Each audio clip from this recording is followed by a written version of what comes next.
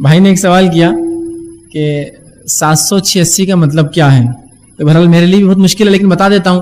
7 8 6 کیا بتاؤں اس سے زیادہ میں. 786 کا کیا معنی ہے؟ ٹھیک ہے، اس کا دیکھیے 786 کا جو ہے کئی معنی ہوتے ہیں.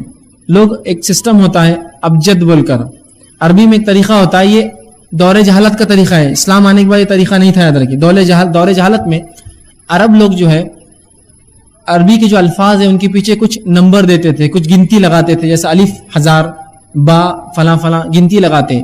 ان گنتیوں کو جمع کر کے فعال کھولا کرتے تھے کہ مثال طور پہ آپ کا نام کیا فیض، فا یہ زواد، اب اس کو لے کر وہ لیتے فا کا نمبر 60، یہ کا فلاں اور زواد کا یہ، ان تینوں کو ملا کے کچھ تو بھی نکال کے کیلکولیشنز کرتے، فعال کھولنا بولتے. پھر وہ چٹھیوں کو موڑ دیتے ایسا، پھر بولتے لکھو آپ کو ایک نمبر، اگر یہ دونوں مل گئے تو تمہارا کام ہو جائے گا. یہ فعال بولتے ہیں اس کو. تو یہ ابجد طریقہ تھا. شریعت نے اس چیز کو حرام قرار دیا. یاد رکھیں شریعت ایسے کوئی فعال کو نہیں مانتا ہے.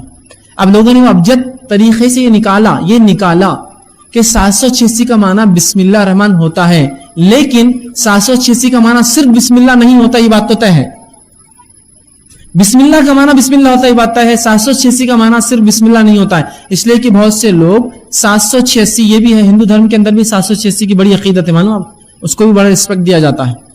اس لیے کہ 786 کا معنی بولتے ہری اوم یا ہرے کرشنا، اس طرح سے لکھتے بھی ہو 786 اوم 786 اور فلاں. آپ دیکھیں ان کے پاس بھی بڑا تقدس ہے اس نمبر کا ان کے مذہب میں. تو 786 کا معنی بسم اللہ ہو سکتا ہے، لیکن اس کا معنی صرف بسم اللہ نہیں ہے، یہ بات تو طے ہے.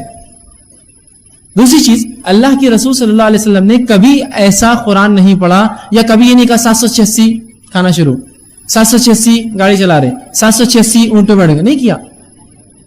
786 بولنے کا کوئی فائدہ نہیں ہے. دین اور شریعت میں ایک بدعت ہے. اگر واقعی میں 786 کا معنی بسم اللہ ہوتا ہے تو ایک رات میں ہم 1000 رکعت نماز تو آرام سے پڑھ سکتے ہیں. چلو 786 بولے تو بسم اللہ، 2586 بولے تو سورہ فاتحہ، 1000 بولے سورہ اخلاص، 786 2586 515، پھر اللہ اکبر کے لیے بھی کچھ 72 73 74 76، پھر سجدے میں چلے گئے 21 21 21، پھر سجدے چھوٹے 22، پھر کتنی شارٹ نماز ہو جائیں گے نا.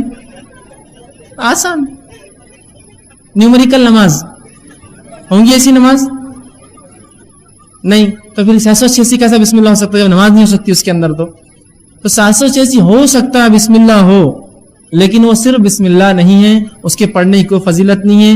رسول اللہ فرماتے جو شخص قرآن پڑھے ہر حرف پہ 10 نیکیاں، 786 پہ کوئی نیکیاں نہیں ہے. کہاں حدیث میں آیا؟ نہ اللہ کے رسول نے کبھی کسی کو تبدیل کیا نمبروں کے اندر 110 92 786. کالج لائف میں جو ہم تھے، کالج کی زندگی میں، تو کچھ بچے ہوتے 786/92. تو جب بھی میرے کو ایسا کوئی لکھا ہوا دکھتا تو میں لے کے کیلکولیٹر سے ڈیوائڈ کر کے 786 کو 92 سے ڈیوائڈ = کر کے جواب لکھ دیتا تھا. تو یہ کیا؟ یہ تو میں نے کہا تم نے لکھا تھا 786/92، تو میرے کو لگا تم کو ضرب کرنا تقسیم کرنا نہیں آیا. میں نے تقسیم کیلکولیٹر سے = لکھ دیتا تھا میں آگے، اس برابر ہوا اس کے.